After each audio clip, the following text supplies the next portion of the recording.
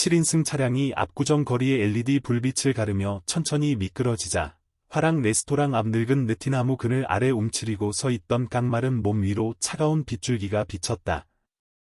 화랑은 전면이 투명 유리로 된 2층 건물로 유리 샹들리에가 비처럼 속삭이고 있었다. 노인은 헤드라이트 불빛을 피하려 살짝 고개를 기울였고 깊은 눈에 깃든 피로감이 반딧불처럼 스쳐 사라졌다. 세월의 흔적으로 누렇게 변한 흰 셔츠는 소매가 손목보다 한 뼘 짧았고 배 부분은 헐렁했다. 검은색 바지는 3번 접어 올렸고 플라스틱 슬리퍼는 달아 빠져 있었다. 손에는 낡은 지갑과 해진 손수건 외에는 아무것도 없어 보이는 납작한 회색 천 가방이 들려 있었다. 오랜만이군. 평범한 사람처럼 밥 한 끼 먹어본 게 노인은 목구멍 바로 뒤에서 멎는 듯한 낮고 쉰 목소리로 중얼거렸다. 그는 숨을 한번 들이쉬고 옷깃을 여민 뒤 문을 밀고 안으로 들어갔다. 화랑 내부는 에어컨 바람으로 서늘했다. 바닥은 광택나는 화강암이었다. 검은 정장, 이브닝 드레스, 부드럽게 부딪히는 유리잔 소리에 이 모든 것이 노인의 플라스틱 슬리퍼 소리를 불협화음처럼 고급스러운 음악에 떨어진 모래알처럼 만들었다. 적지 않은 시선이 그를 훑고는 이내 외면하며 희미한 비웃음을 남겼다. 리셉션 데스크에서 호리호리한 몸매의 머리를 높이 묶고 옅은 붉은 입술을 한 여주인 지연이 고개를 들었다. 그녀의 미간에 잡힌 주름은 한순간에 사라지고 능숙한 미소로 바뀌었다. 안녕하세요. 어르신, 혼자 오셨어요? 그래, 빈자리 하나 주게. 지금은 주방 옆자리밖에 없네요. 좀 시끄럽고 덥고 별로 좋지 않을 텐데요. 그녀는 깃털처럼 가벼우면서도 가시 돋친 목소리로 말했다. 밥만 먹으면 돼, 노인은 담담하게 대답했다. 주방 옆자리는 볶음 요리의 마늘과 양파 냄새가 피어오르고 칼질 소리가 허공을 베는 듯 날카롭게 들리는 곳이었다. 흰 옷을 입은 주방 직원들이 쉴 새 없이 지나다니며 무심코 그의 의자를 건드리기도 했다. 그는 개의치 않았다. 그의 시선은 유리창에 비친 전등 너머 서울 저편의 어느 낡은 시절을 좇는 듯 멀리 향해 있었다. 지연은 메뉴판을 내려놓으며 그의 쪽으로 살짝 밀었다. 그녀의 눈이 재빨리 그의 머리부터 발끝까지 훑었다. 오늘의 특별 메뉴는 한우 스테이크입니다. 아니면 좀 더 저렴한 메뉴를 이용하셔도 되고요. 노인은 페이지를 한 장씩 넘기다 생선 요리 코너에서 멈췄다. 간장 소스를 곁들인 농어찜하고 뜨거운 매운탕, 그리고 보리차 한 잔 주게. 그녀의 눈에 순간 당혹감이 스쳤다. 그는 그녀가 생각했던 것보다 훨씬 능숙하게 주문했다. 네. 알겠습니다. 유리문이 열리고 젊은이들 무리가 들어섰다. 강한 향수 냄새, 번쩍이는 검은 셔츠, 가죽 구두가 바닥을 두드리는 소리가 북소리처럼 울렸다. 선두에는 강재혁이 있었다. 부모가 지어준 이름이 아니라 뒷골목이 만들어준 이름이었다. 손목에는 금도금 시계가 번쩍였고 입꼬리는 세상을 비웃는 듯 항상 올라가 있었다. 무리가 흩어져 대나무 정원이 꾸며진 VIP 구역에 자리를 잡았다. 재혁 형님, 자리는 준비되었습니다. 지연이 허리를 숙였다. 그녀가 뱉는 모든 단어에는 경외와 두려움이 섞여 있었다. 재혁은 주위를 한 바퀴 둘러보다가 유일하게 흰 식탁보도, 와인잔도, 꽃꽂이도 없는 곳의 주방 옆 테이블의 노인에게 시선을 멈췄다. 그는 코웃음을 쳤다.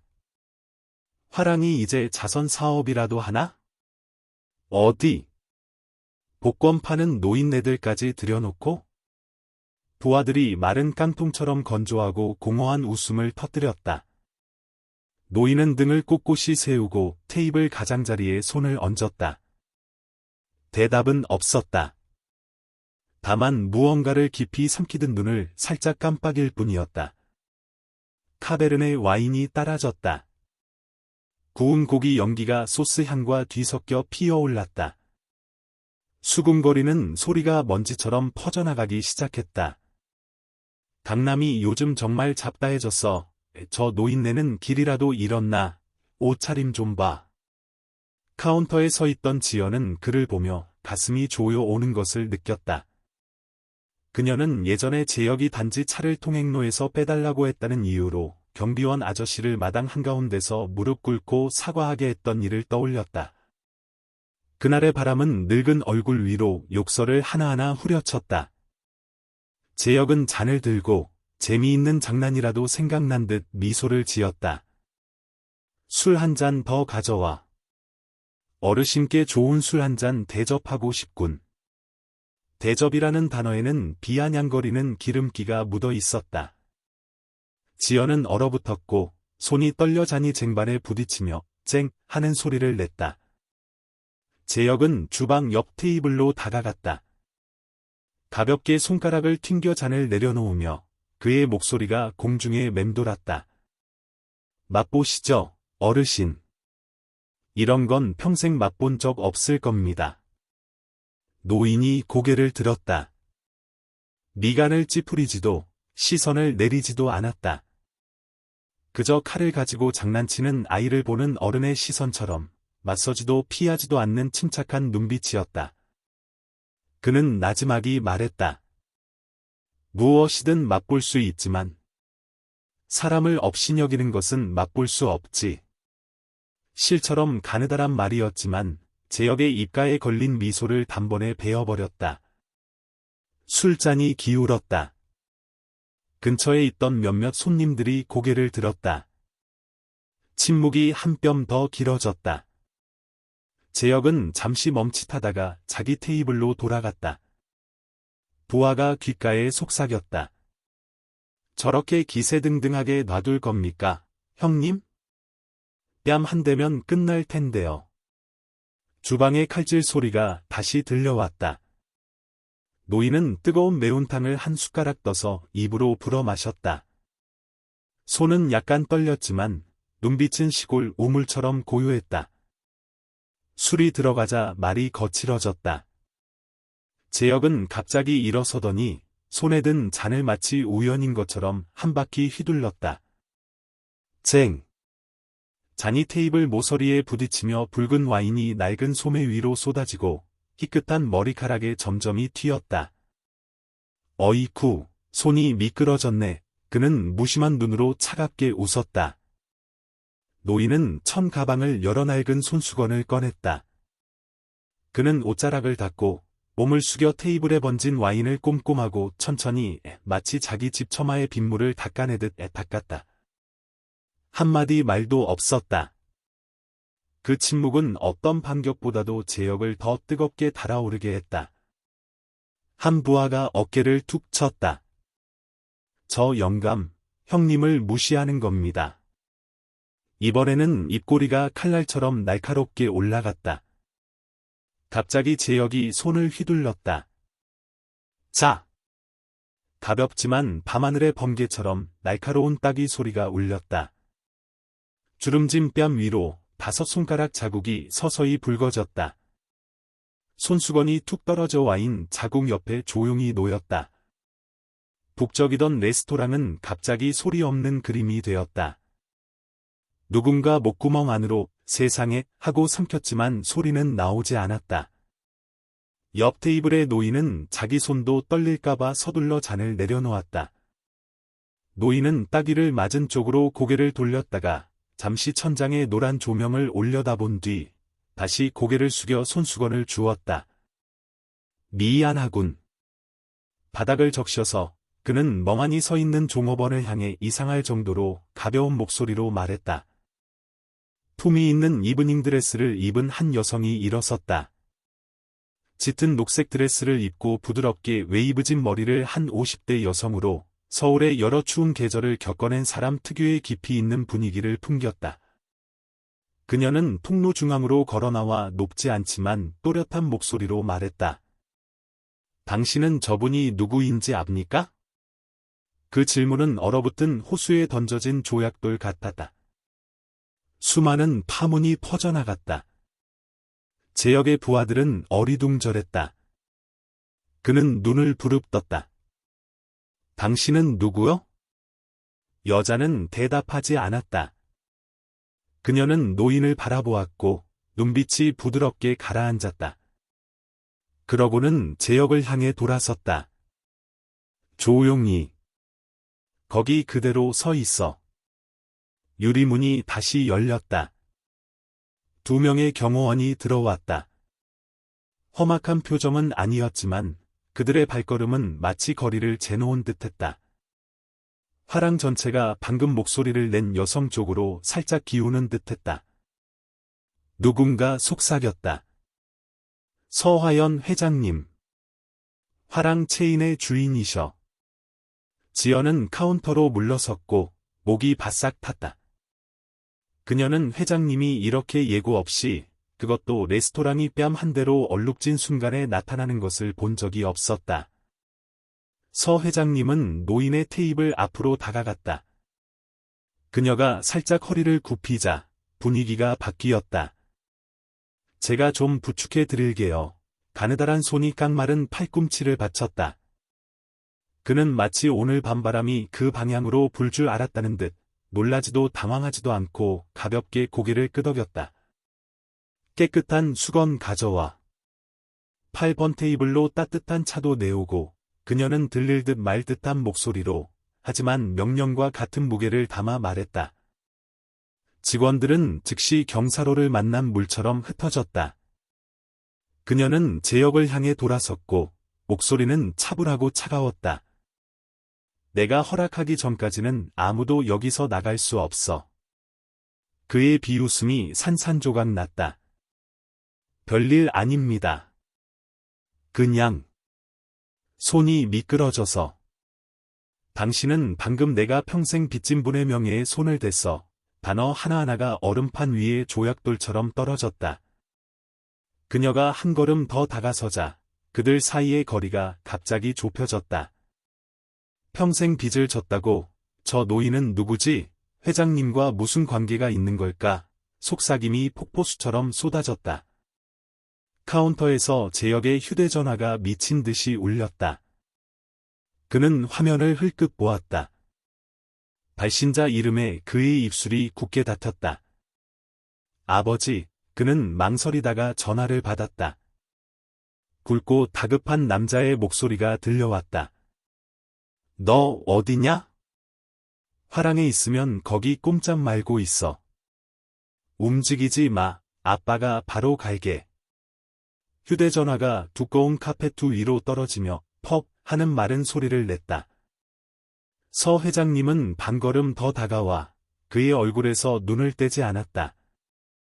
몇 년 전 내가 남대문 시장에서 라면 한 봉지, 슬리퍼 한 켤레 팔던 시절에 바로 저분에 내가 방금 뺨을 때린 분에 이 나를 일으켜 세워주셨어.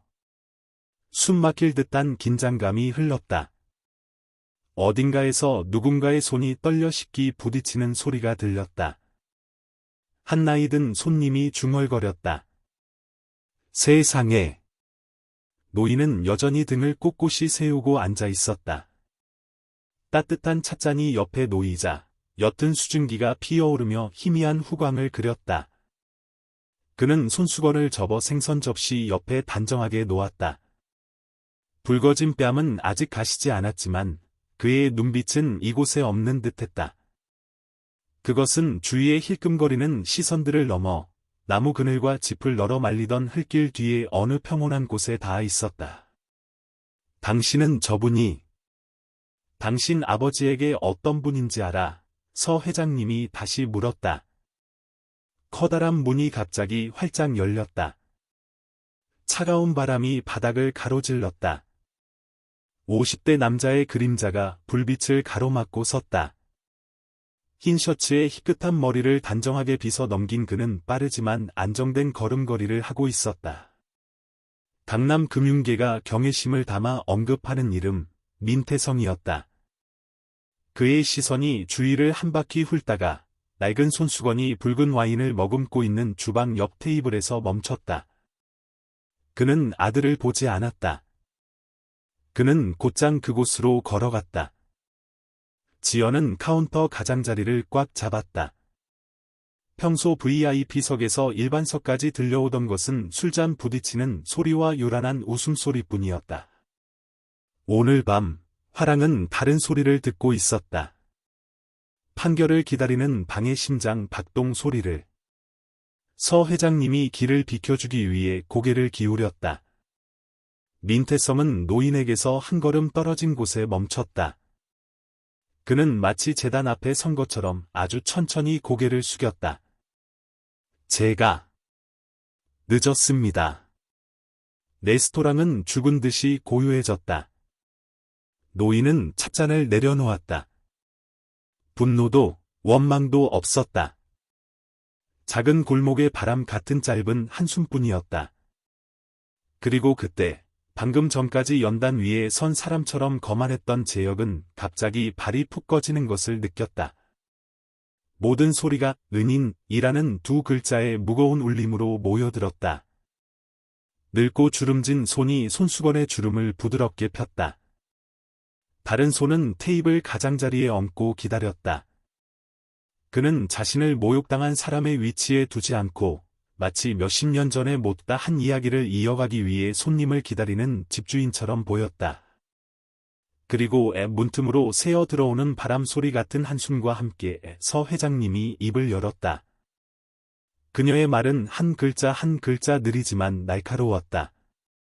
너는 방금 너의 첫 겨울을 안고 넘었던 사람을 때린 거야.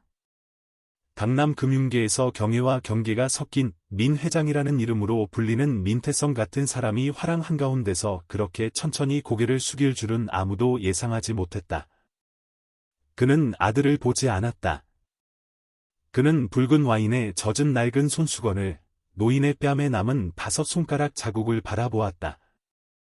제가 늦었습니다. 민태성이 말했다.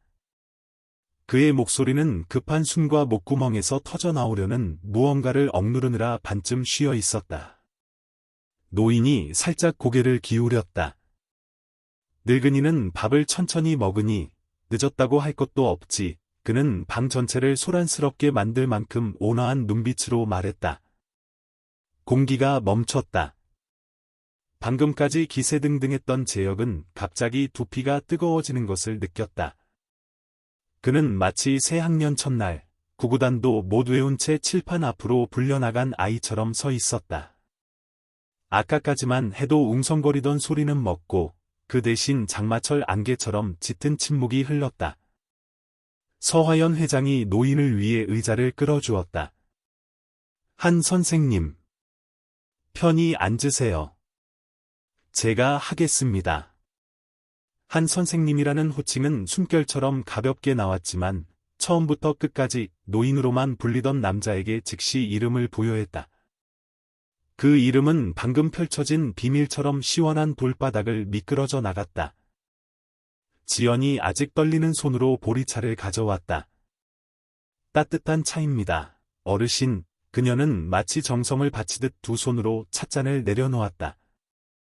한 선생님은 가볍게 고개를 끄덕였다. 보리차 향이 피어오르며 이름 없는 기억들을 건드렸다. 민태성은 아들을 돌아보았다. 무릎 꿇어, 그는 나지막이 말했다. 재혁은 입을 열었지만 소리가 나오지 않았다. 입술만 한번 떨리더니 두 무릎이 돌바닥에 쿵 하고 떨어졌다. 무릎이 바닥에 닿는 소리는 마치 정신을 차리게 하는 일격 같다. 부하들은 서로를 멍하니 쳐다보았다. 강한 술과 시끄러운 밤으로 만들어진 재혁이라는 이름이 갑자기 그림자처럼 쪼그라들었다.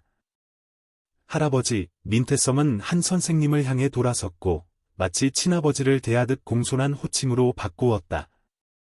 제가 자식을 잘못 가르쳐 무례한 녀석을 키웠습니다.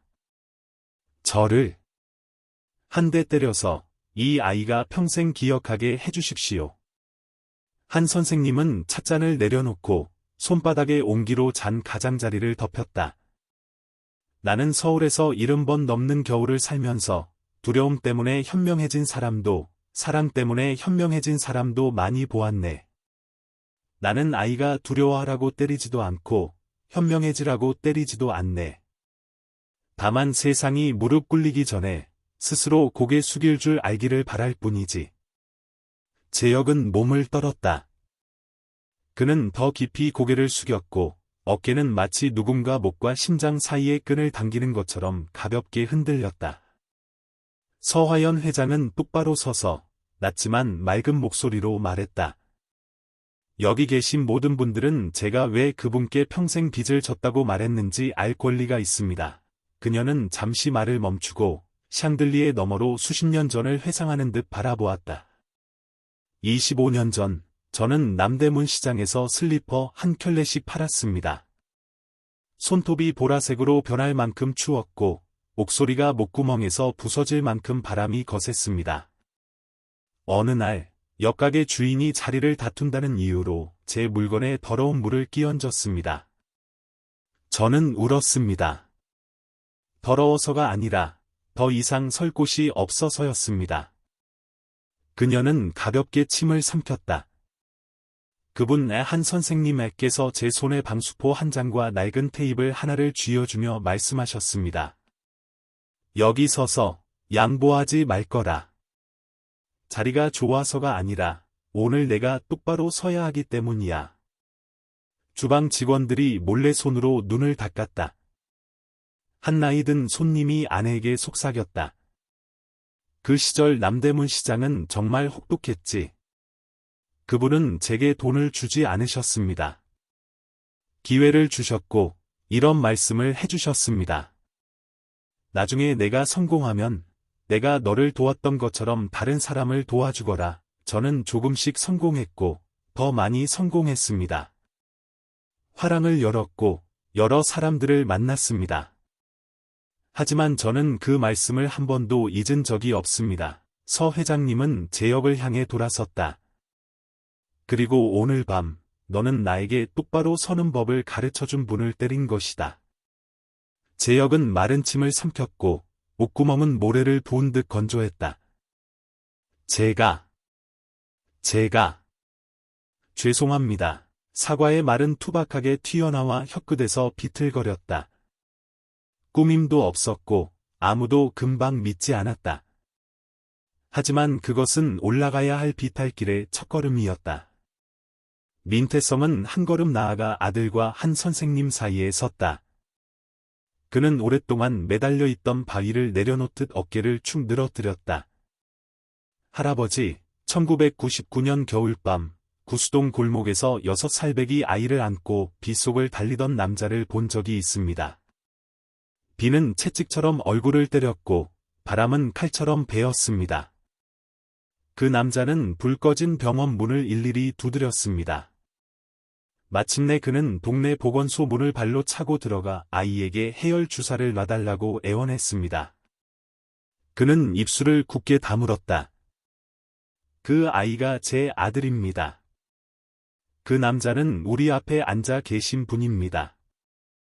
방구석에서 작은 아 하는 소리가 터져 나왔다가 목이 메었다. 지연은 쟁반 가장자리를 꽉 쥐었다. 찻잔에서 피어오르던 수증기가 갑자기 그녀의 눈앞에서 안개가 되었다. 재혁은 벌떡 고개를 들었다. 그의 눈은 불꽃처럼 타올랐다가 한순간에 꺼졌다. 그게 저였어요. 그는 마치 긴 꿈에서 막 깨어난 사람처럼 더듬거렸다.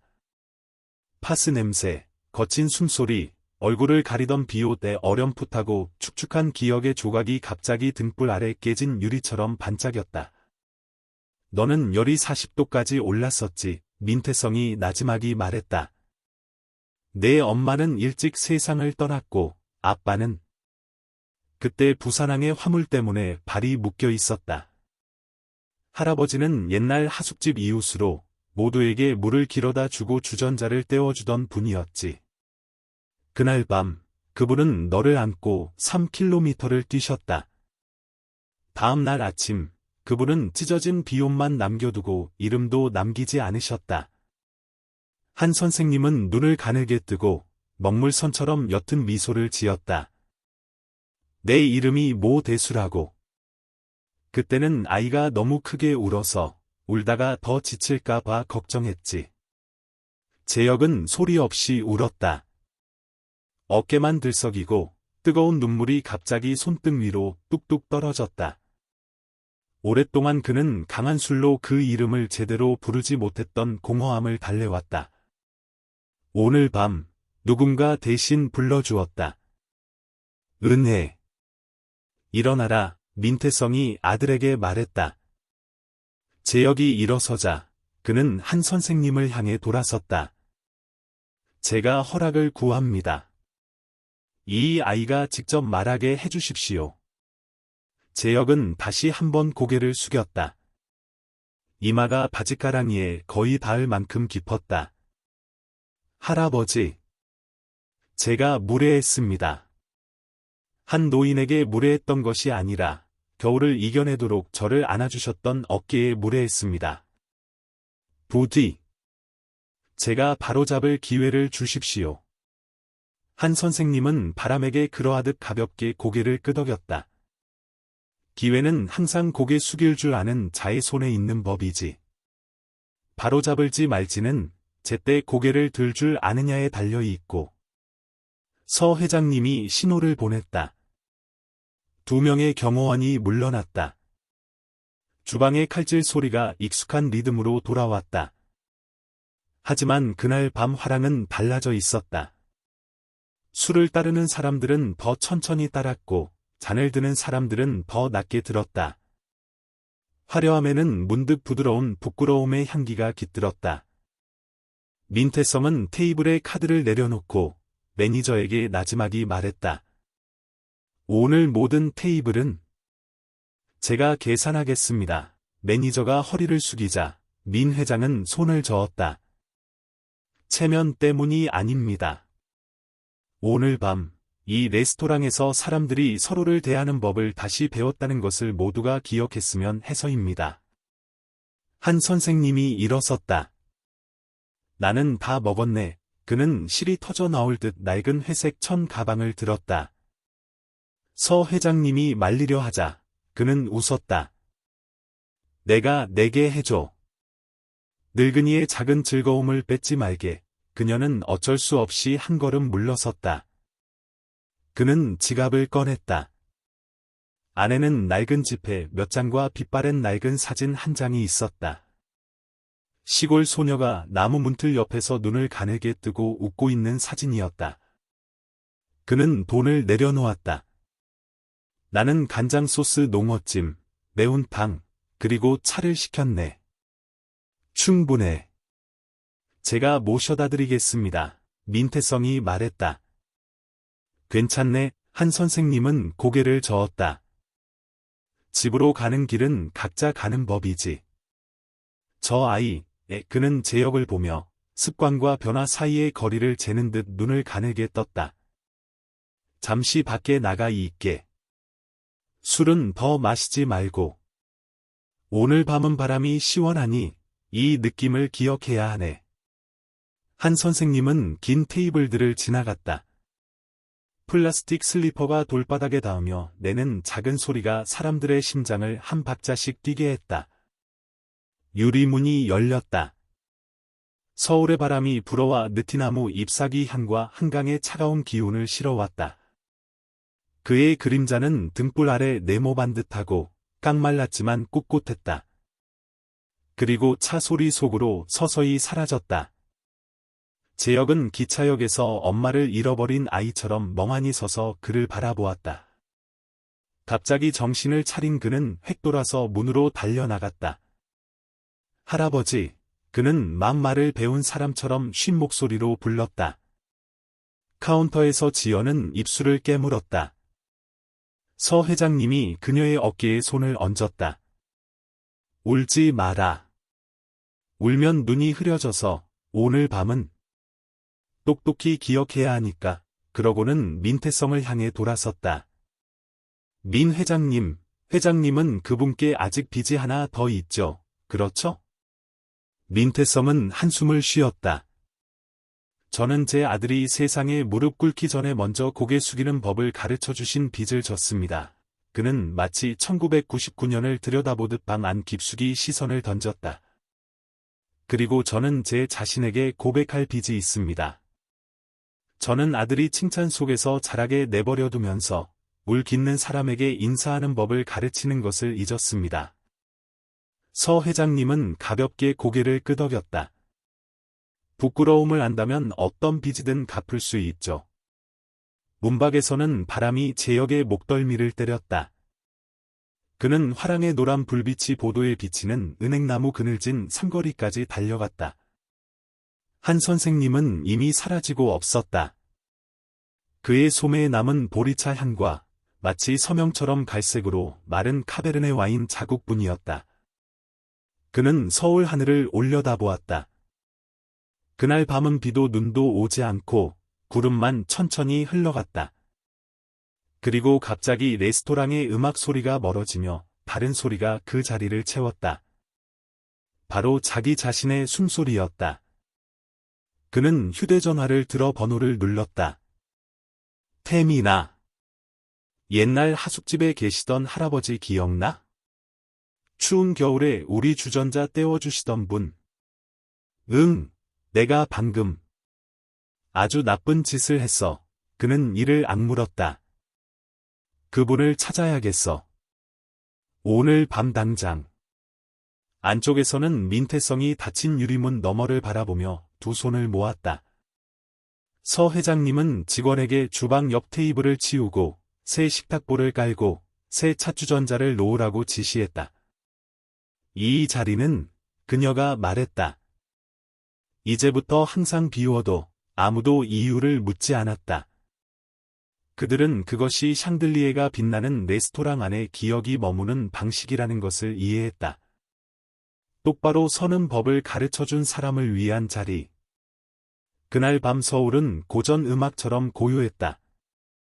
그리고 강가 어딘가에서 깡마른 남자가 보리차 향과 뺨에 남은 열기를 품고 천천히 걷고 있었다. 그는 늙은이들이 늘 그렇듯 걸었다. 서두르지도 느리지도 않게 지나온 길을 똑똑히 기억할 수 있을 만큼. 제역은 마치 꿈에서 깨어난 사람처럼 화랑을 뛰쳐나왔다. 서울의 밤은 도로 위에 번들거리는 막을 씌웠고 차들이 스치는 소리는 팽팽한 현악기 줄처럼 길게 이어졌다. 그는 강바람에 젖은 보도를 따라 달리다가 유리창에 비친 자신의 모습 앞에서 문득 멈춰 섰다. 방금 전 그 사람의 금도금 시계를 차고 비웃음을 머금던 그 모습이 낯설게 느껴졌다. 그는 태민에게 전화를 걸었다. 마포 하숙집에 계시던 할아버지 기억나? 주전자 떼어주시고 물 길어주시던 분. 오늘 밤 당장 그분을 찾아야겠어. 수화기 너머에서 친구는 잠시 침묵하더니 대답했다. 이사 가셨다는 것 같던데.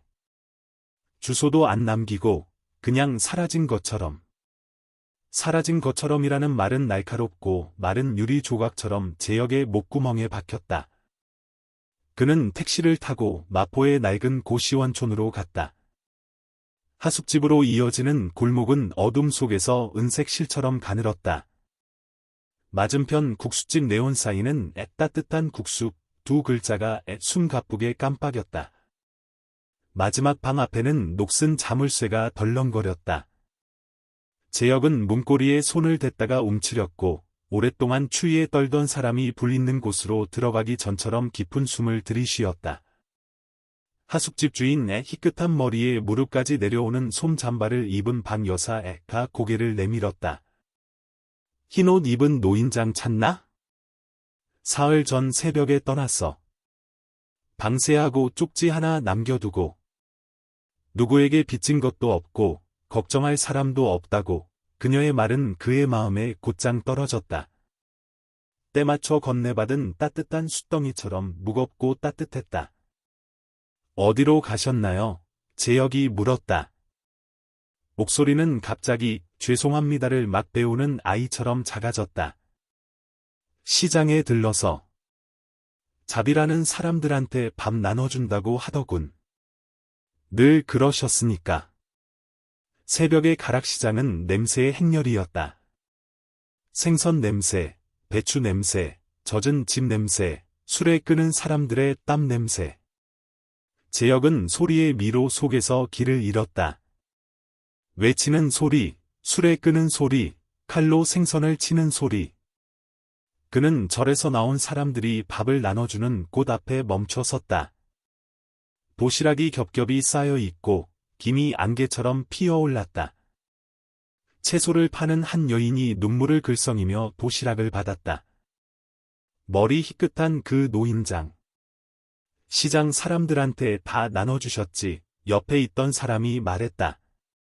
어떤 날은 마른 빵 하나만 드시면서도 다른 사람 몫은 남겨두시더라고.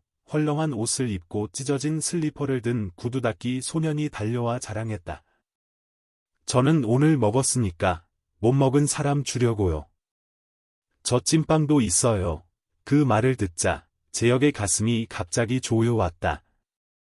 자신은 스스로 형님이라 칭했지만 마음은 어린아이보다 좁았다. 그 할아버지가 아이들에게 뭐라고 하셨어요? 제역이 불쑥 물었다. 아이 머리를 쓰다듬으면서 그러셨지. 오늘 내가 나보다 낫구나. 다른 사람 생각할 줄 아니 기쁘다고. 시장 구석에 앉아있던 눈먼 할머니가 갑자기 손을 내밀었다. 지난번에 길 건너게 해준 분 아니신가? 이야기를 해주던 사람은 미소 지으며 횡단보도를 가리켰다. 할머니가 웅덩이에라도 빠질까봐 하나하나 피해서 부축해 주셨어. 그 모습이 슬로우 모션 영화처럼 제역의 눈에 박혔다. 자신은 술을 뿌렸던 바로 그 손으로, 다른 손은 웅덩이를 건너게 사람을 부축해 주었다. 고기를 팔던 한 아저씨가 걸음을 멈췄다. 몇 년 전 시끄러웠던 뉴스에서 제역의 얼굴을 본 기억이 나. 미간을 살짝 찌푸리더니 한숨을 쉬었다. 마지막으로 봤을 때 효자사라는 절에 들른다고 하셨어. 거기서 여자아이한테 책을 읽어주신다고. 제역은 고개를 숙여 감사 인사를 하고 돌아섰다. 그때 8살쯤 되어 보이는 맨발의 여자아이가 달려와 그의 소매를 붙잡았다. 아저씨, 저한테 찐빵 주시는 머리 희끗한 할아버지 찾으세요? 어제 다시 오신다고 약속했는데 아침부터 기다렸어요. 그는 아이와 눈높이를 맞추고 쪼그려 앉았다. 목소리가 부드러워졌다. 어디 가시는지 말씀 안 하셨니? 아이는 고개를 저었다가 웃었다. 할아버지가 크면 착하게 살라고 잊지 말랬어요. 어린아이의 말 한마디가 남자의 갑옷을 꿰뚫었다. 효자사의 산문은 짙은 생나무로 만들어졌고 기둥 아래에는 옅은 초록색 이끼가 덮여 있었다. 은행잎이 지폐처럼 흩날렸다. 제역은 문턱에 멈춰 섰다. 머리가 이해하기도 전에 무릎을 꿇고 싶어졌다.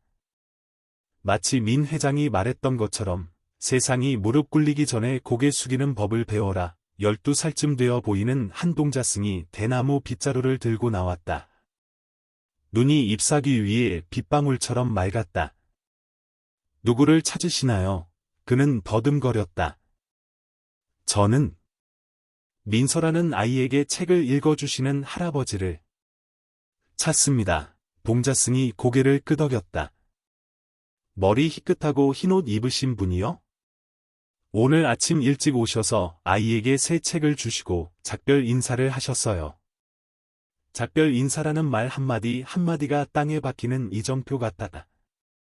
그분은 떠났다. 제역은 마당 한가운데 멍하니 서서 가늘고 길게 울리는 절의 종소리를 들었다.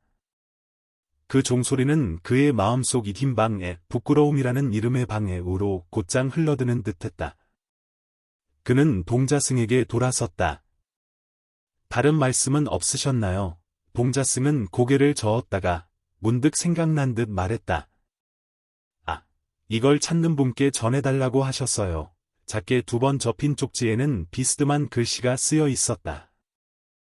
나는 떠났네. 작은 믿음을 남기고 가니. 찾지 말게. 그 글씨는 노인의 발걸음 같았다. 간결하지만 깊고 느리지만 곧았다. 그는 쪽지를 쥐었고 손이 가볍게 떨렸다. 화가 나서가 아니라 태어나서 처음으로 자신이 한 고요한 사람에 비해 너무 시끄럽다고 느꼈기 때문이었다. 낮은 한옥 뒤편에서 불어오는 바람에 젖은 흙냄새가 실려왔다. 재혁은 쪽지를 3번 다시 읽었다. 읽을 때마다 찾지 말게라는 말은 금지 명령이라기보다 권한을 부여하는 말처럼 느껴졌다. 시끄럽게 쫓아갈 것인가, 아니면 노인처럼 천천히 걷는 법을 배울 것인가. 그는 쪽지를 지갑에 넣고 봉자승에게 고개를 숙였다. 눈물은 흐르지 않았지만 무언가 내려앉았다. 내면에서 검게 타버린 오만함이었다. 화랑에서는 서화연 회장이 여전히 주방 옆 테이블에 서 있었다. 와인 자국은 깨끗이 닦였지만 한 선생님의 뺨에 남았던 붉은 자국은 모두의 눈에 여전히 선명했다. 그녀는 빠른 우편으로 온 소포를 받았다. 떨리지만 단정한 필체의 편지 봉투였다. 안에는 절에서 본 쪽지와 같은 짧은 문장 외에 낡은 사진 한 장이 들어 있었다. 젊은 시절 두 남자의 사진이었다. 한 사람은 칼날처럼 날카로운 눈빛을 하고 있었고 민 회장과 닮았다. 다른 한 사람은 온화하고 마른 체형이었다. 분명 한 선생님이었다. 그녀는 사진을 손바닥에 대고 오래된 자물쇠의 열쇠가 돌아가는 것처럼 희미하게 돌아가는 기억의 소리를 들었다. 도시 어딘가에서도 한 중년 남자가 향로 앞에 앉아 그 편지를 3번 읽고는 눈물이 흐르도록 내버려 두었다. 그는 이해했다. 그가 떠난 것은 숨기 위해서가 아니라 조명을 피하기 위해서, 우리가 요란하게 은혜를 갚으러 오는 것을 피하기 위해서라는 것을. 우리가 할 일은 잘못을 저질렀지만 바로잡을 줄 아는 사람들을 지키는 것이다. 그가 늘 말했던 것처럼. 저녁이 내렸다. 재혁은 다시 낡은 고시원촌으로 돌아왔다. 마치 지갑을 잃어버린 사람이 아침이 되면 지갑이 저절로 돌아오기를 바라는 것처럼. 박 여사는 마당에 플라스틱 의자 하나를 놓아주었다. 앉아. 기다린다고 뭐가 되는 건 아닐 수도 있지만 기다리는 것도 대가를 치르는 방법이지. 그는 고개를 끄덕였다. 멀리서 붕어빵 장수의 확성기 소리가 들려왔다. 갑자기 한 소년의 귀보다 높은 털모자를 쓰고 구두 닦기 소를 든 애이 다가왔다. 아저씨가 어제 그 할아버지한테 혼난 사람이에요? 응. 침묵으로 혼났지. 그는 씁쓸하게 웃었다. 아이는 낡은 공책 한 권을 내밀었다. 표지에는 삐뚤빼뚤한 구두 그림이 그려져 있었다. 할아버지가 이걸 찾는 사람한테 주라고 하셨어요. 안에 주소가 있어요. 재혁의 심장이 엇박자로 뛰었다. 그는 공책을 펼쳤다. 아이의 또박또박한 글씨로 효자사의 4번째 동화방이라고 쓰여 있고 그 아래에는 줄이 그어져 있었다.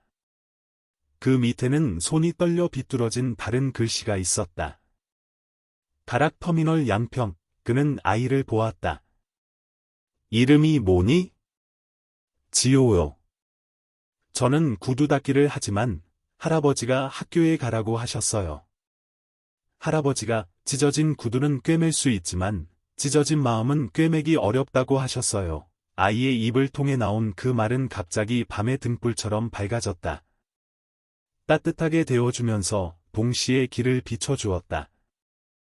그날 밤 재혁은 집에 돌아가지 않았다. 그는 고속버스 터미널에서 수많은 사람들과 컵라면 냄새에 둘러싸여 앉아 있었다. LED 전광판은 그의 심장이 가다와 머물다 사이에서 뛰는 것처럼 쉴 새 없이 노선을 바꾸었다. 민태성이 전화했다. 어디냐? 터미널에요. 내가 갈게. 아니요, 아버지. 이 길은 저 혼자 가고 싶어요. 수화기 너머에서 아버지는 오랫동안 침묵했다. 그러고는 슬프게 웃었다. 드디어 내가 스스로 신발끈을 고쳐 맬 줄 알게 되었구나. 작은 비유였지만 차가운 플라스틱 의자 전체를 따뜻하게 만들었다. 버스는 서울이 막 잠자리에 들었을 때 터미널을 떠났다. 가로등 불빛이 노란 실처럼 길게 늘어졌다. 유리창에 비친 제역의 얼굴이 잠시 야위어 보였다. 그는 배낭에서 작은 상자 하나를 꺼냈다. 그가 며칠 밤새워 직접 만든 가죽 구두였다. 어릴 적 자신의 신발끈을 풀어 다시 묶어주며 찢어진 구두는 꿰맬 수 있지만 찢어진 마음은 꿰매기 어렵고 당부했던 그분의 손에 이 구두를 놓아드릴 기회가 오기만을 바랐다. 그날 그는 이해하지 못했다. 이제 어렵다는 말은 한탄이 아니라 노력해야 한다는 지침이었다. 양평에 도착하자 남한강 바람은 한강 바람보다 한 단계 더 차가웠다. 제역은 작은 마을로 이어지는 샛길을 따라 걸었다. 무궁화 울타리가 동백나무 덤불로 바뀌고 밤 개구리 소리가 다리를 지나는 기차 소리와 섞이는 곳이었다. 붉은 흙길 위로 누군가 있고 끈 집의 불빛이 희미하게 비쳐 마치 접지 않은 경전의 한 페이지처럼 밝았다. 그는 낡은 대나무 문 앞에 멈춰 섰다. 문 너머에는 작은 한옥 마당이 있었고 가지가 휘어진 늙은 감나무에서 잘 익은 감이 땅에 떨어져 반으로 쪼개져 있었다. 그 주황빛은 기억처럼 번져 있었다.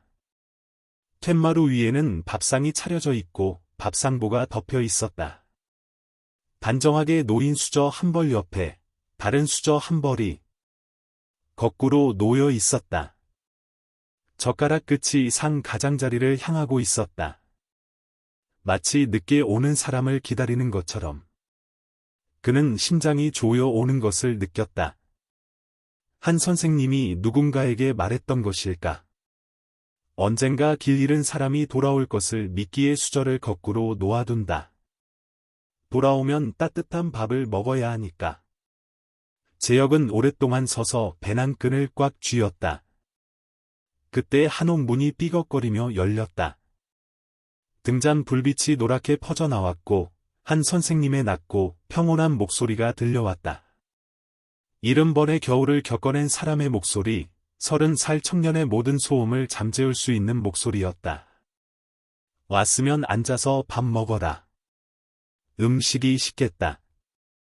그 말은 초대가 아니었다. 용서였다. 그리고 한국적인 풍미가 담긴 용서였다. 설교도 눈물도 없이 그저 차려진 밥상과 미리 놓인 수저, 그리고 마룻바닥에 길게 드리워진 노인의 그림자뿐이었다. 제역은 배낭을 열어 구두를 산 위에 가볍게 내려놓았다. 그는 감히 말을 많이 하지 못했다. 그저 허리를 굽히고 앉았다. 저편에서 한 선생님이 그에게 생선조림 한 조각을 집어주었다. 묻지도 꾸짖지도 않았다. 된장찌개 냄새가 은은하게 피어올랐고 어느 밤 화랑의 보리차 냄새와 닮아 있었다. 낡았지만 사람을 새롭게 하는 향기였다. 양평의 밤은 책장을 덮듯 닫혔다. 하지만 그 페이지 사이에는 마침표 없는 한 줄이 있었다. 오만한 자가 고개 숙이는 법을 배운 길, 그리고 노인이 거꾸로 놓인 수저로 사람이 돌아오기를 기다리는 법을 아는 길. 한옥 툇마루 위의 밥상은 식었지만 제역의 가슴속 온기는 밀물과 썰물처럼 차올랐다 가라앉았다. 한 선생님은 맞은편에 등을 꼿꼿이 세우고 작은 밥그릇을 들고 앉아 있었다. 대나무 밥상보 옆에는 제역이 들어올 때 내려놓은 가죽 구두가 놓여 있었다. 클래식한 둥근 코에 바느질은 가늘지만 단단했다. 그는 구두를 들어 올려 깡마른 손가락으로 가죽의 등을 쓸어보며 나지막이 고개를 끄덕였다. 내 손이 이제 옛날 내 손보다 야무지구나. 제역의 숨이 한순간 멎었다. 작은 칭찬 한마디가 산처럼 느껴졌고 마치 그를 오랜 자격지심의 구덩이에서 일으켜 세우는 것 같았다. 그는 구두를 내려놓고 천천히 생선조림 한 조각을 집었다. 시선은 상머리에 거꾸로 놓인 젓가락 한 벌로 향했다. 내가 왜 항상 젓가락 한 벌을 저렇게 두는지 아느냐? 그는 우물물처럼 평온한 목소리로 물었다. 제역은 검붉은 젓가락 한 쌍을 한참 바라보다가 자신이 오랫동안 남겨진 사람이었음을 문득 깨달았다. 길을 잃었던 사람이 언젠가 돌아올 테니까요. 그리고 그때 그들을 기다리는 따뜻한 밥이 있어야 하니까요. 한 선생님은 옅게 웃었다. 잘못 한 번 했다고 버려져야 할 사람은 아무도 없단다. 그 말은 양평의 밤에 따뜻한 빗줄기를 드리웠다. 마치 누군가 깜빡이던 등잔불에 다시 불을 붙인 것 같다. 식사 후 남한강 바람이 늙은 감나무 가지를 스치자 잎사귀들이 낡은 손수건이 테이블 위를 스치는 듯한 사각거리는 소리를 냈다. 재혁은 나무 기둥에 기대앉아 손바닥 안에 따뜻한 찻잔을 들고 있었다. 할아버지, 죄송해요. 제가 너무 오랫동안 시끄럽게 살았어요. 한 선생님은 용서한다고도 괜찮다고도 하지 않았다. 그는 그저 차를 더 따라주었다. 서둘러 덮어버리는 대신 빈 공간을 채워주는 사람의 몸짓으로. 그리고 그는 살짝 고개를 기울였다. 그들은 유명해졌지만 우리는 착하게 살아야 한다. 잘못 산 사람은 한때 칭송받을 수 있어도 올바르게 산 사람은 평생 신뢰를 받지. 그 말은 마룻바닥에 씨앗처럼 떨어졌다. 소리는 나지 않았지만 부끄러움이라는 이름의 땅 어딘가에서 분명 싹트고 있었다. 어디서부터 바로잡고 싶으냐? 그가 물었다. 재혁은 입을 다물었다. 서울에서 그는 모든 것을 돈과 즉각적인 사과로 해결하는 데 익숙했다. 이곳, 평생 거꾸로 젓가락을 놓아온 노인 앞에서 그는 시작할 곳이 단 하나뿐임을 깨달았다. 바로 고개를 숙이는 것이었다. 저 자신부터요. 그는 더 이상 떨리지 않는 목소리로 대답했다.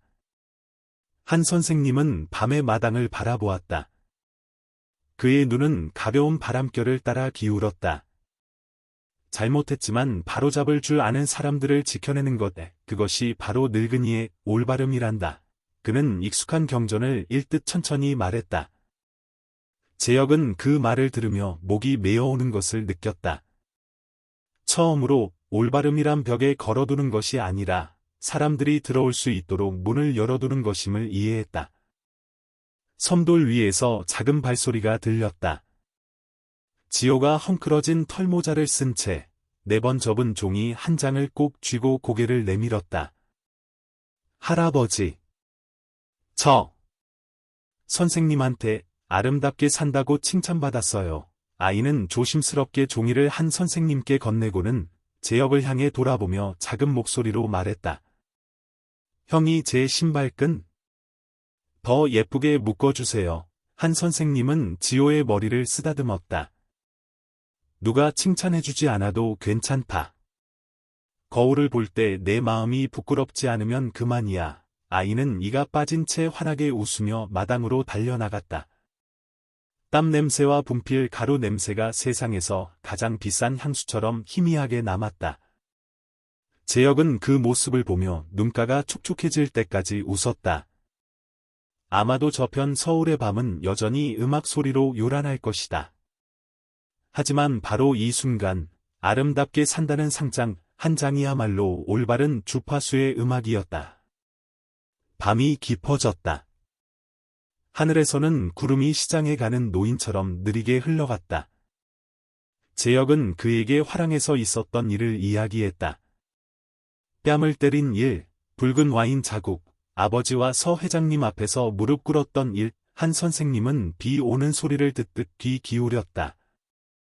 말을 끊지도 고개를 끄덕이지도 않고 가끔 나지막이 하고 대답할 뿐이었다. 그는 용기를 냈다. 제가 공개적으로 말할 수 있도록 허락해 주셨으면 해요. 제 평판을 싣기 위해서가 아니라 저 같은 놈들이 침묵하는 사람을 오해하지 않도록 하기 위해서요. 한 선생님은 살짝 얼굴을 돌렸다. 깊은 주름이 어두워졌다.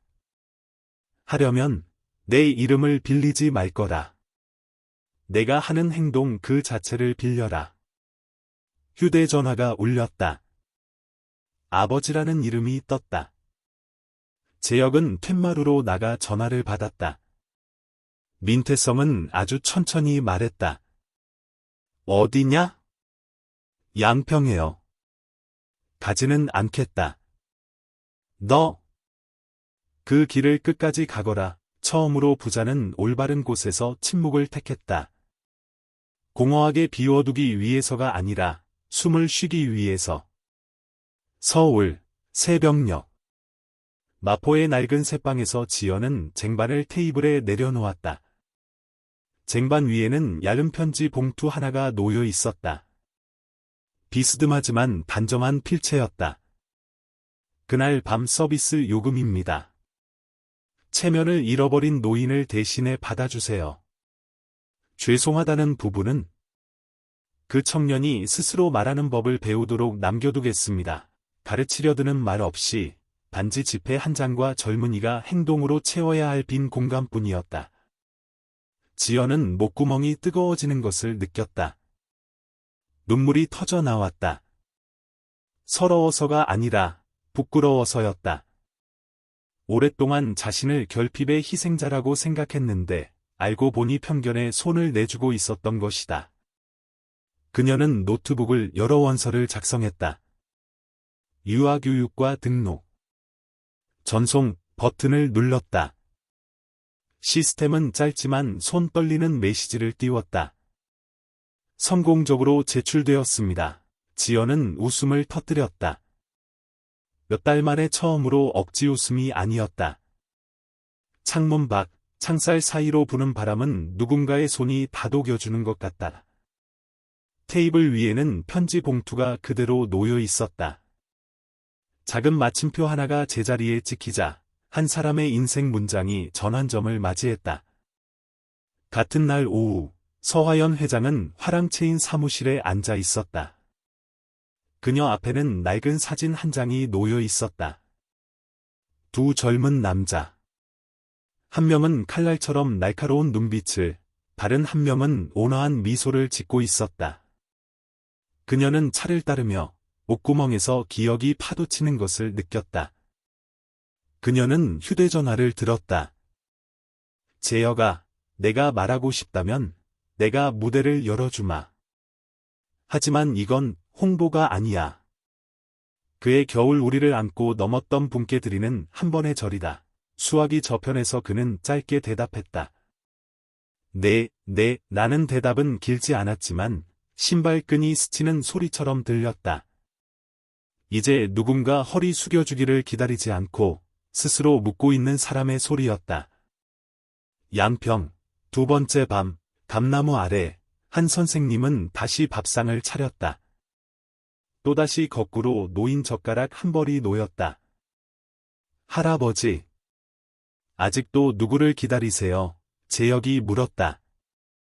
그는 보리차 한 모금을 마시고 대나무 문 쪽으로 시선을 돌렸다. 나 자신을 기다린다.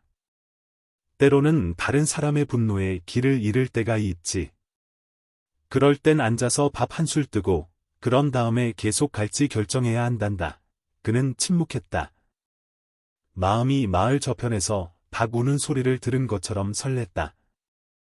어서 아침이 오기를 바랐다. 하지만 오늘의 조급함은 달랐다. 잘못을 바로잡고 싶은 조급함이었다. 지호가 숨을 헐떡이며 달려 들어왔다. 형, 지연 누나가 이거 전해달래요. 짧은 편지였다. 오늘 저녁 근무는 쉬기로 했어요. 할아버지와 형을 작은 자리에 초대해서 공개적으로 이야기하고 싶어요. 말로 하지 않으면 삶의 습관이 되지 않는 것들이 있다고 생각해요. 재혁은 편지를 다 읽고 손을 꽉 쥐었다. 걱정돼서가 아니라 행동보다 말이 앞설까 두려워서였다. 한 선생님이 고개를 끄덕였다. 가거라. 하지만 기억해라. 우리는 착한 일에 대해 이야기하러 가는 것이지 착한 일을 자랑하러 가는 게 아니란다. 그날 밤, 두 남자는 밤늦도록 앉아 있었다. 무대의 조명이나 대사, 대본에 대해 이야기하지 않았다. 그들은 그저 침묵의 조각들에 손수건 한 장, 쏟아졌던 붉은 와인 한 잔, 한 번의 무릎 꿇음, 구두 한 켤레, 거꾸로 놓인 젓가락 한 벌에을 맞춰 하나의 완전한 문장을 만들었다. 그리고 마을 저편에서 닭이 마지막 울음을 울었을 때, 한 선생님은 나지막이 한마디 힘주어 말했다. 내일, 내 마음으로 말하거라.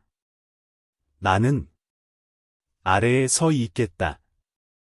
아래에 서야 높은 곳에 있는 사람이 무슨 말을 하는지 똑똑히 들리는 법이니.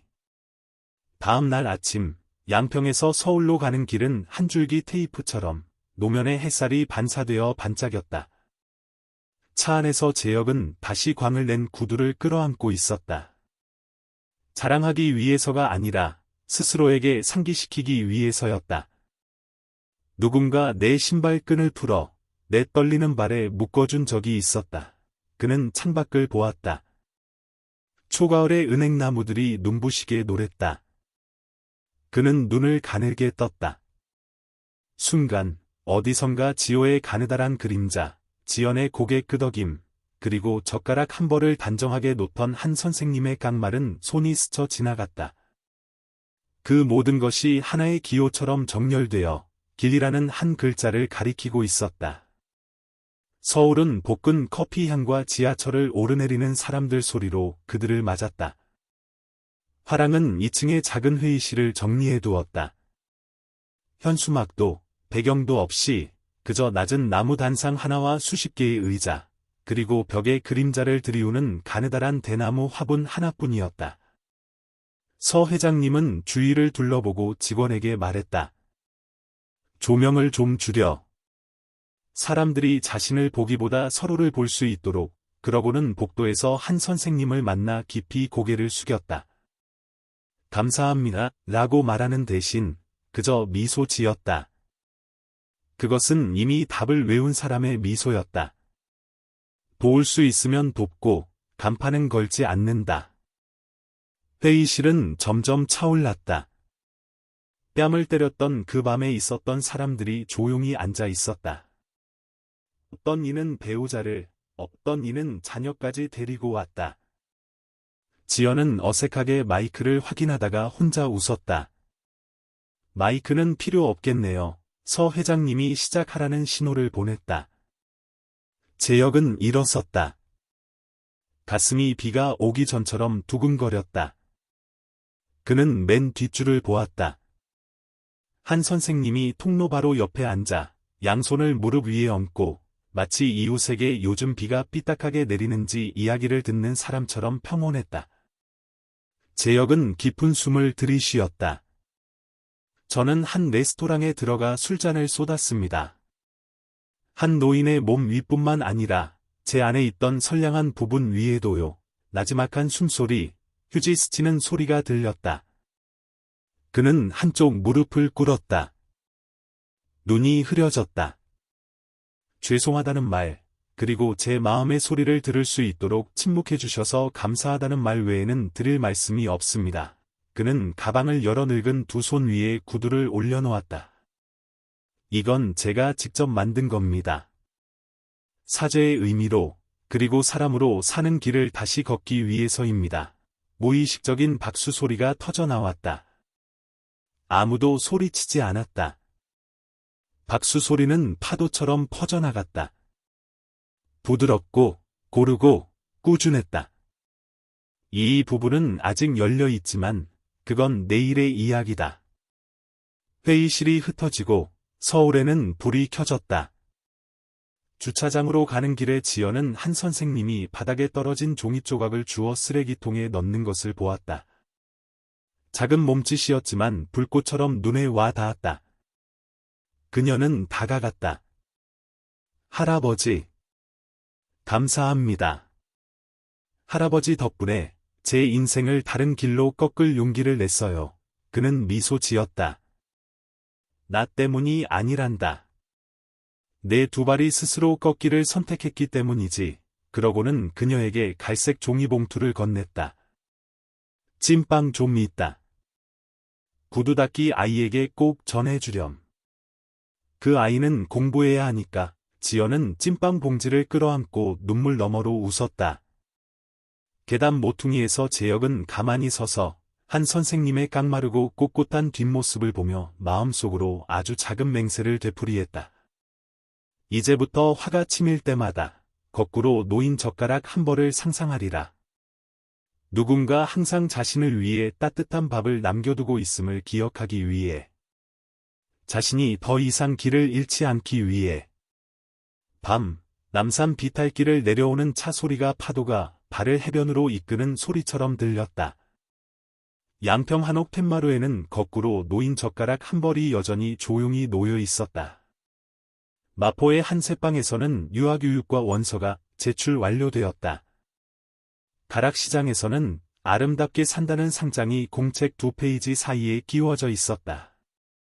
그리고 화랑에서는 방금 창고에 들어간 나무 단상이 다른 날을 기다리고 있었다.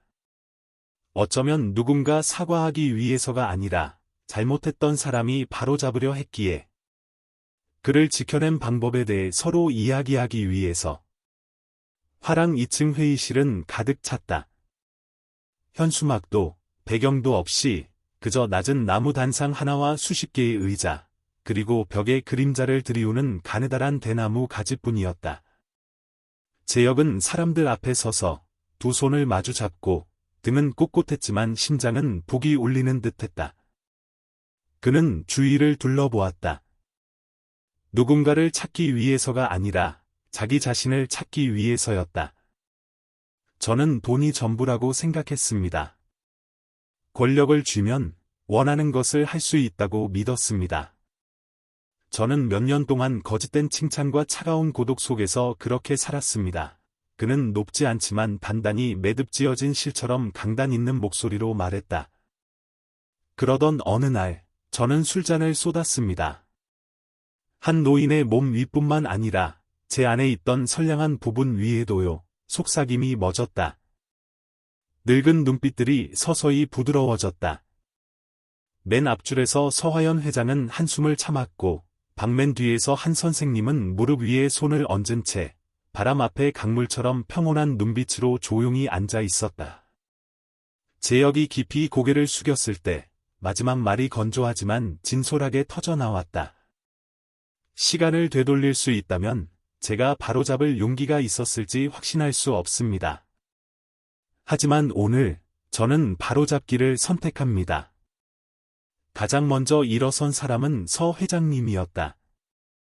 그녀는 박수를 쳤다. 요란하지는 않았지만 자랑스러운 박수였다. 그리고 박수 소리는 파도처럼 퍼져나가 고르고 따뜻하게 부서졌다. 사회자가 감정이 섞인 목소리로 단상에 올랐다.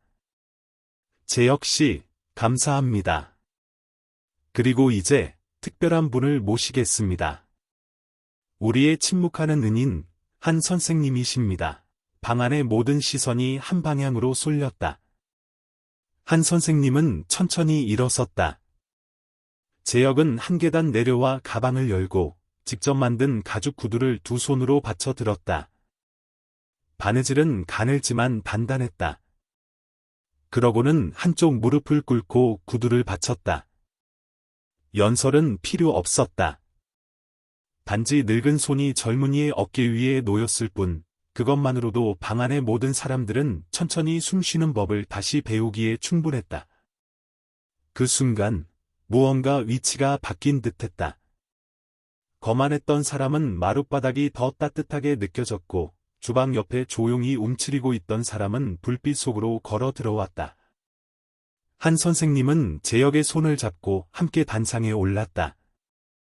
희끗한 머리에 소박한 옷차림의 노인이 고개 숙인 젊은이의 손을 잡고 있는 그 모습은 아직 망설이던 휴대전화들을 지나 그 자리에 있던 모든 이의 기억 속으로 곧장 걸어 들어갔다. 마이크도 화려한 문장도 필요 없었다.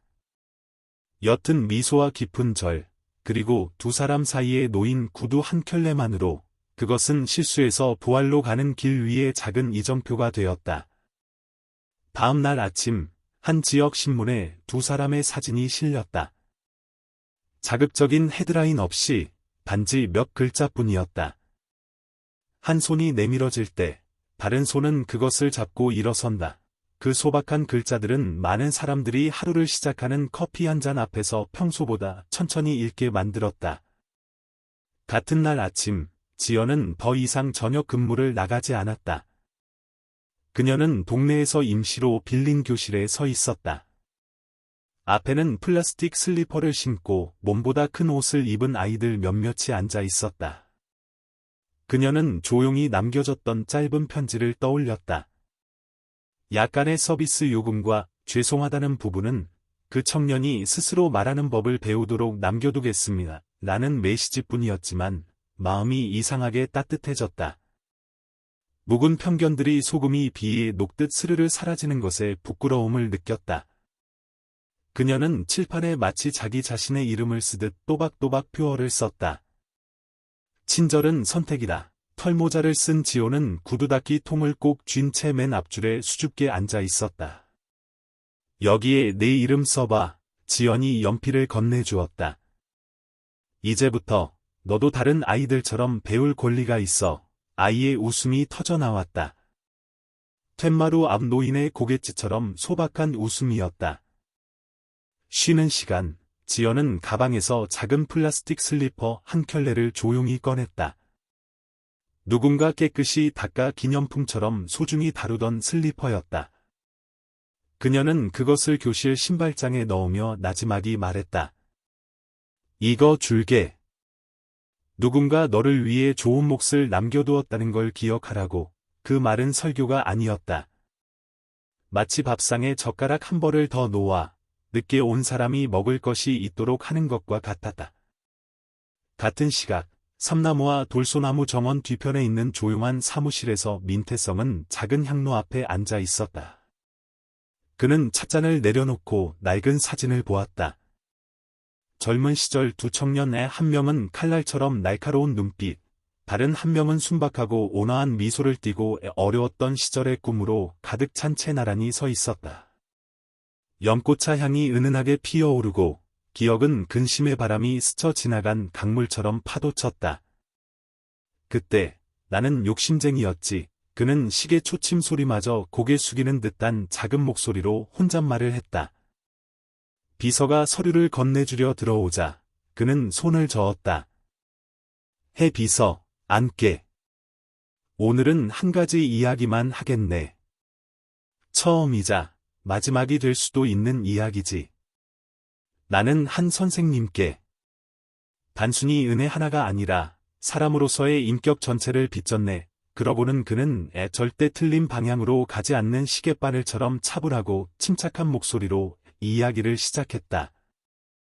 두 사람이 돈을 모아 사업할 땅을 샀던 날에 대해 그가 욕심에 눈이 멀어 몰래 돈을 빼내 화려한 거래에 뛰어들었다가 빈털터리가 되었던 순간에 대해 한 선생님은 그 사실을 알아차렸다. 꾸짖지도 않았다. 비난하지도 않았다. 그저 한숨을 쉬며 말했다.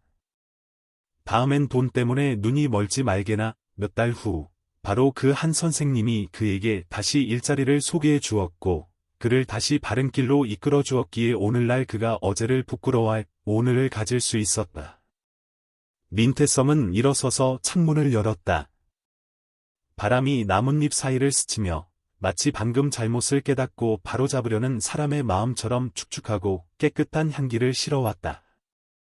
그분이 필요한 것은 그는 생각했다. 꽃과 촛불이 아니라 잘못했던 사람들이 바로잡을 줄 알고 또 그들이 지켜지는 모습을 보는 것이다. 밖의 마당에서는 두 팔을 벌린 작은 조각상이 바람에 살짝 흔들렸다.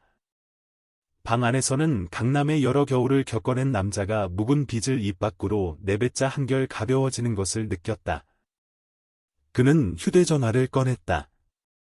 아들에게 메시지를 보냈다. 내 몫을 계속하거라. 나는 가지 않겠다. 착한 행동이 내 이름을 말하게 하라. 더 이상 호통도 비호도 없었다. 단지 한 아버지가 단상 위 아들의 목소리를 더 잘 듣기 위해 한 계단 아래로 내려서는 법을 배웠을 뿐이었다. 오우. 가락시장은 물고기가 물을 만난 강물처럼 여전히 붐볐다. 지호는 김이 모락모락 나는 찐빵 봉지를 안고 지연의 보충 수업 교실로 쏜살같이 달려갔다.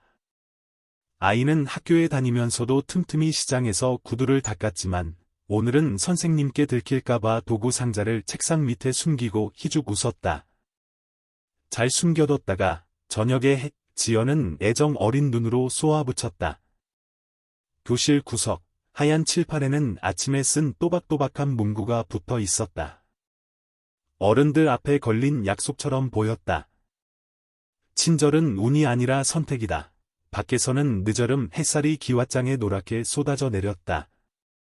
착하게 산 하루의 골은 숨결처럼 간헐적으로 떨어졌다. 밤, 양평은 정적에 잠겼다. 한옥 툇마루, 한 선생님은 밥상 옆에 거꾸로 놓인 젓가락 한 벌을 놓았다. 이마의 주름보다 더 오래된 습관처럼. 그는 특정인을 기다리지 않았다. 그는 말했다. 때로는 나 자신을 위해 남겨두는 거라네. 내 안에 더 나은 나를 위해. 다른 사람의 분노나 슬픔에 길을 잃을 때가 있거든.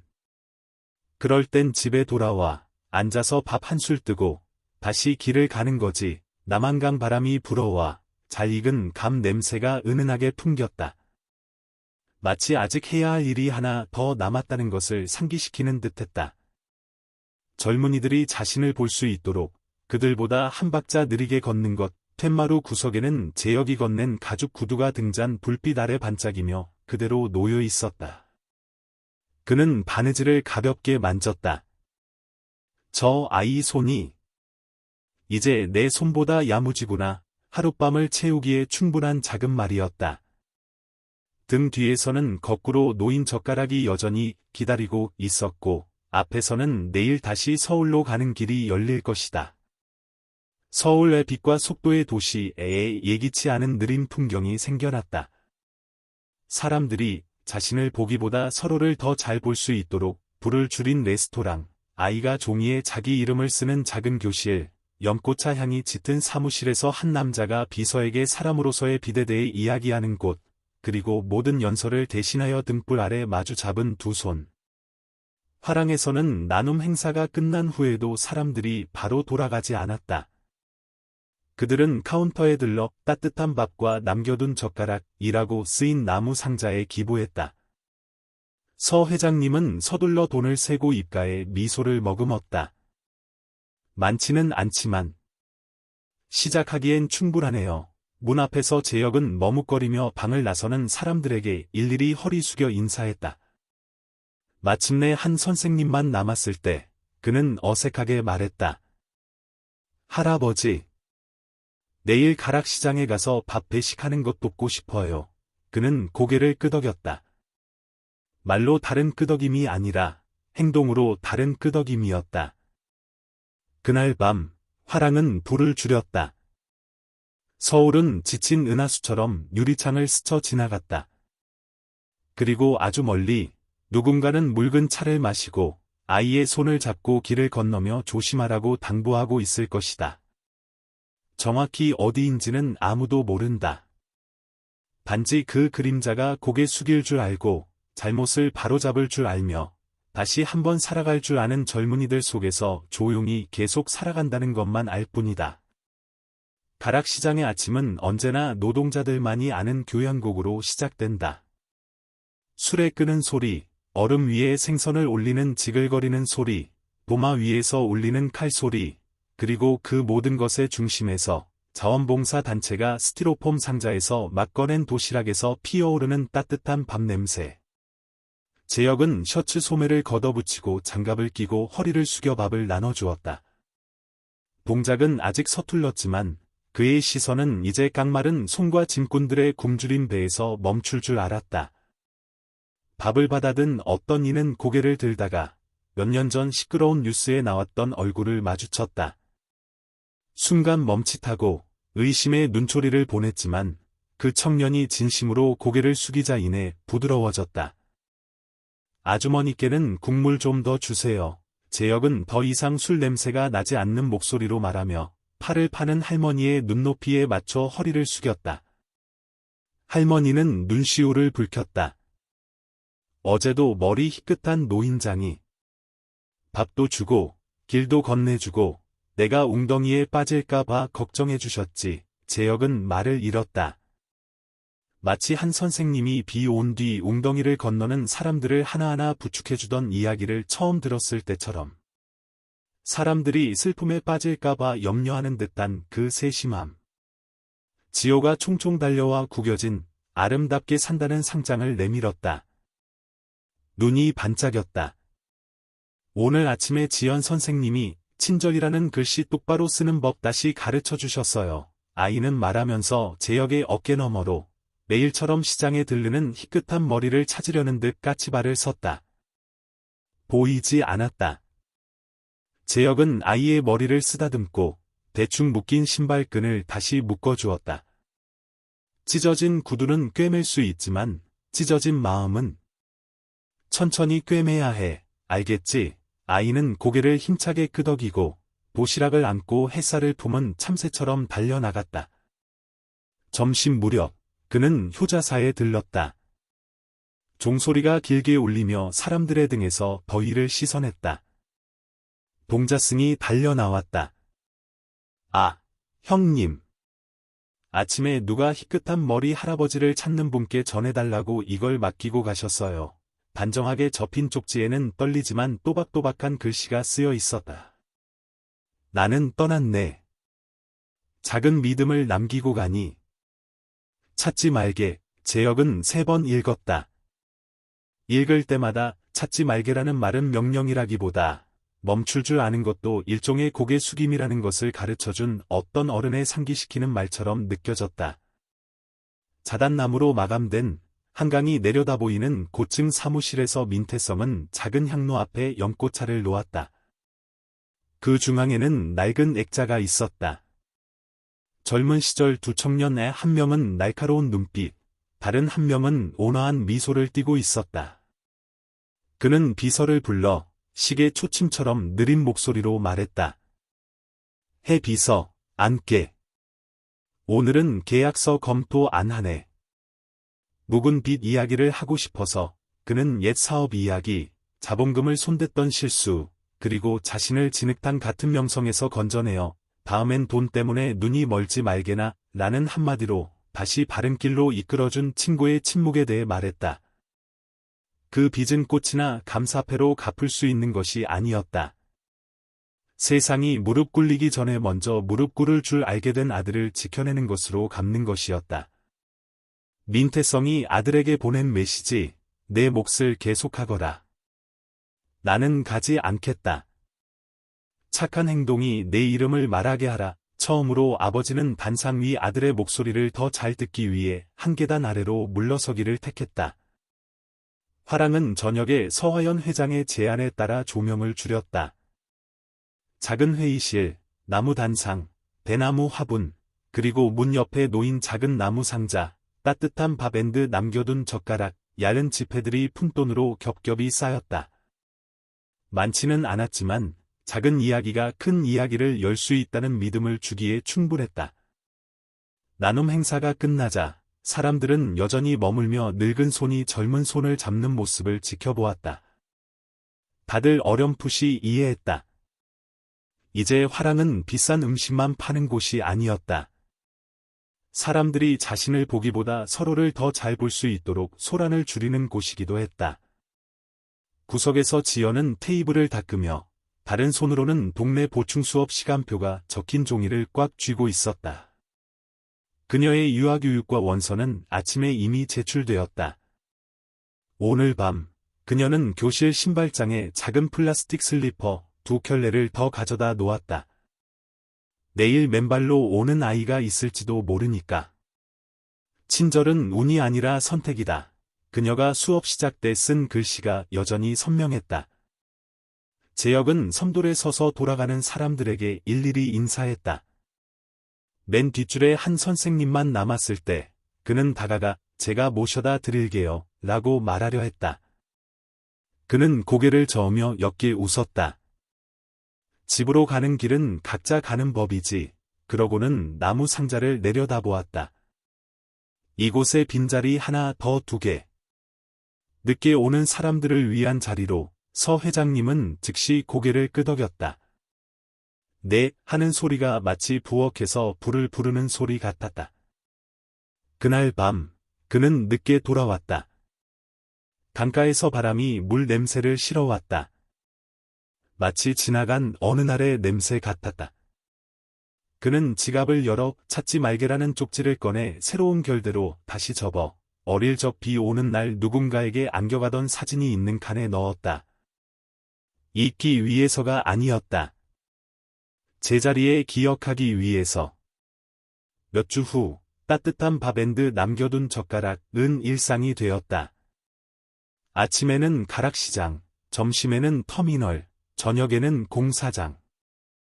늦게 오는 사람도 자기 몫이 있었다. 가끔 지역 신문에 자극적인 제목 없는 사진 한 장이 실렸다. 마룻바닥에서 일어서는 청년의 손을 잡은 노인, 혹은 하얀 칠판에 친절이라는 글씨를 또박또박 쓰는 젊은 여성의 모습.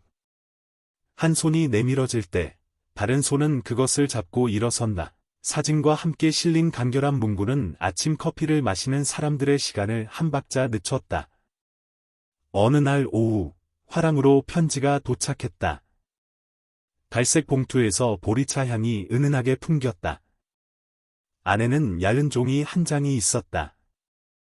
약간 떨리는 비스듬한 필체였다. 나는 떠났네. 작은 믿음을 남기고 가니. 찾지 말게. 서 회장님은 편지를 보관했다. 아무도 사진 찍게 하지 않았고 어디에도 올리지 않았다. 그녀는 단지 직원에게 말했다. 주방 옆자리 깔끔하게 정리해둬. 매일 저녁 거꾸로 놓인 젓가락 한 벌씩 준비하고 그들은 마치 기억이 밥 먹을 자리를 마련해주듯 그 지시를 따랐다. 민태썸은 그 편지 사본을 받았다. 누군가 그의 사무실 작은 재단 위에 놓아두었다. 그는 3번 읽었고 목이 메었다. 창밖, 두 팔을 벌린 조각상 사이로 바람이 불었다. 마치 먼 길을 떠나면서 아무도 배웅하지 말라던 사람의 손짓 같았다. 그는 이해했다. 그의 친구가 떠난 것은 숨기 위해서가 아니라 조명과 칭송을 피하기 위해서라는 것을. 그에게 필요한 것은 요란한 감사 행사가 아니라 잘못했지만 바로잡으려는 사람을 지켜낼 줄 아는 도시였다. 양평, 추석 보름. 늙은 감나무는 열매로 휘어졌고 남한강 바람이 잘 익은 과일향을 한옥 마당으로 실어왔다. 낮은 나무상 위에는 여전히 거꾸로 놓인 젓가락 한 벌이 있었다. 아직도 누구를 기다리세요? 재혁이 물었다. 한 선생님은 웃었다. 나 자신을 기다린다.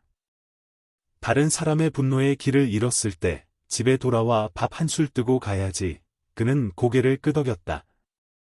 처음 헐레벌떡 툇마루로 뛰어 올라왔을 때 왔으면 앉아서 밥 먹어라 라는 말을 듣고 코끝이 찡했던 그 밤을 떠올렸다. 일어서면서 그는 작은 상자를 테이블 위에 올려놓았다. 그가 할아버지를 위해 만든 구두를 다시 광낸 것이었다. 남겨둘게요. 할아버지가 길 잃어버리실까 봐요. 그는 농담했다. 할아버지는 고개를 저었다. 마음으로 가는 길은 잊어버리지 않는단다. 그가 저녁 밥 배식을 위해 서울로 돌아가려고 문고리에 손을 댔을 때 할아버지가 갑자기 불렀다. 재혁아, 그가 돌아보았다. 할아버지는 그의 발을 가리켰다. 신발끈 풀렸다. 그가 허리를 숙여 끈을 묶었다. 매듭을 짚고 나자 문득 깨달았다. 어떤 끈은 스스로 묶어야 하지만 어떤 상기시키는 말은 다른 사람에게서 와야 한다는 것을. 바람처럼 가볍지만 평생을 단단히 붙들어주는 말. 밤, 서울에 갑자기 비가 쏟아졌다. 마치 누군가 하늘 문을 활짝 연 것 같다. 가락시장 근처 횡단보도, 지팡이를 짚은 할머니가 물을 튀기는 차들 앞에서 망설이고 있었다. 재혁이 달려가 팔을 벌려 막아주었다. 눈먼 할머니는 젖은 어깨를 만져보고 웃음을 터뜨렸다. 혹시 요즘 시장에서 밥 나눠주는 그 청년인가? 그는 작게 네 라고 대답했다. 할머니는 그의 팔을 잡고 발로 플라스틱 턱을 더듬었다. 보도에 막 도착했을 때 어떤 아이가 손을 내밀어 찐빵 반쪽을 건넸다. 아저씨, 따뜻하게 드세요. 그는 고개를 저으며 아이의 손에 다시 쥐어주었다. 내가 먹어. 저녁에 공부해야지. 아이는 달려가면서 뒤돌아보았다. 내일 지연 선생님 교실에서 만나요. 아주 작은 순간이었지만 그날 밤의 술잔과 비교하면 한평생처럼 컸다. 다음 날 동네 교실에서 지연이 아이들에게 물었다. 개학식 날 칠판에 뭐라고 쓰고 싶어요? 지호가 손을 들었다. 착하게 살기라고 써요. 아이들이 한 목소리로 네 라고 대답했다. 문 옆에서 재혁은 팔짱을 끼고 바라보았다. 마치 수많은 작은 발들에게 신발끈을 묶어준 기분이었다. 다른 사람보다 빨리 달리게 하기 위해서가 아니라 자기 자신의 경멸에 걸려 넘어지지 않도록. 수업이 끝나고 지연이 그에게 작은 찐빵 봉지를 건넸다. 할아버지가 전해주래요. 신발끈 맨날 삐뚤게 묶는 그 꼬마한테 그는 어리둥절했다. 할아버지가 아직 이 근처에 계세요. 그녀가 미소 지었다. 자극적인 제목 없는 사진이 신문에 실린 날, 화랑의 전화는 축하 메시지로 울렸다. 서 회장님은 단 한 문장으로만 답했다. 오늘 모두 평소보다 빨리 테이블을 정리해 주셨으면 합니다. 시장에 따뜻한 밥을 일찍 보내야 하니까요. 아무도 영광이라고 말하지 않았지만 모두 다른 불빛이 켜지고 있음을 이해했다. 사람을 비추되 눈부시게 하지 않을 만큼 부드러운 불빛. 그리고 비단처럼 부드러운 어느 날 오후, 화랑이 장부를 마감할 때 서 회장님은 갑자기 직원들에게 조명을 줄이고 주방 옆 테이블에 거꾸로 놓인 젓가락 한 벌을 더 놓으라고 말했다. 유리창 밖으로 한 그림자가 지나가는 것이 보였다. 깡마른 남자, 소박한 옷차림, 아이의 손을 잡고 흰색 횡단보도를 건너고 있었다. 그는 멈춰 서서 허리를 숙여 아이의 귀에 무언가 속삭였다. 아마도 조심해라 였을 것이다. 그러고는 계속 걸어갔다. 아무도 사진을 찍지 못했다. 하지만 그럴 필요가 없었다. 어떤 그림자들은 카메라에 담을 필요가 없기 때문이다. 그것은 이미 사람들이 젓가락을 들고 밥을 놓고 신발끈을 묶고 서로의 손을 잡고 길을 건너는 방식 속에 깃들어 있었다. 어딘가, 아마도 터미널 옆 찻집이나 작은 골목의 한옥 팻마루에서 한 선생님은 묽은 차를 마시며 고개 숙일 줄 아는 젊은이들의 이야기를 생각하며 잎사귀 부딪히는 소리를 듣고 있을 것이다. 그는 찻잔을 들어 올리며 미소 지었다. 그 미소는 용서나 감사를 말하지 않았다. 단지 한 글자, 충분하다고 말할 뿐이었다. 그리고 이곳, 화랑에서는 거꾸로 놓인 젓가락이 여전히 늦은 밥을 기다리고 있었다. 가락시장에서는 지호의 아름답게 산다는 상장이 공책에 반듯하게 끼워져 있었다. 고층 사무실에서는 민태성의 향로에 새 향이 피워져 그 연기가 떠난 이와 남은 이를 잇는 실처럼 가늘게 피어올랐다. 그리고 뺨과 술잔, 무릎구름과 구두를 목격했던 모든 이들의 마음 속에서 그들은 문득 깨달았다. 어떤 이야기는 불꽃놀이로 끝나지 않고 내일 아침 누군가를 넘어뜨리지 않기 위해 반걸음 느리게 걷는 것으로 끝난다는 것을. 만약 인생의 문 앞에 간판을 하나 걸어야 한다면 아마 세 글자면 충분할 것이다. 남겨두기, 거꾸로 놓인 젓가락 한 벌, 밥 한 그릇, 기회 한 번. 그리고 언젠가 우리가 늦게 도착했을 때 누군가 말해줄 것이다. 왔으면 앉아서 밥 먹어라. 음식이 식겠다.